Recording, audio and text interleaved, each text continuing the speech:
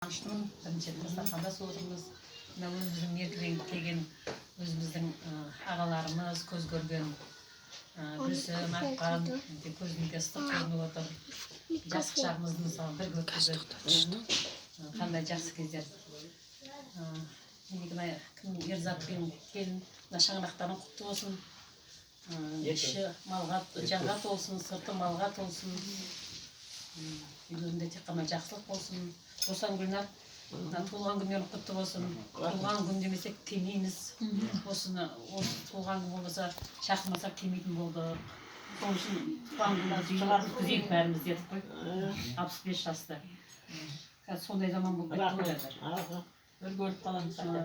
Өмір жастарың ұзақ болсын, баланың қызығын бірге көре беріңдер, бір жастықта қартайыңдар, немере сүйіп атсыңдар, енді шөбере сүйіңдер. Сендердің жақсылықтарыңды біз ортақтасып, меркеден болса да шауып кеп, аяқ қолымыз жүріп тұрған кезде ештеңемізден қалмай, өстіп араласып тұрайық.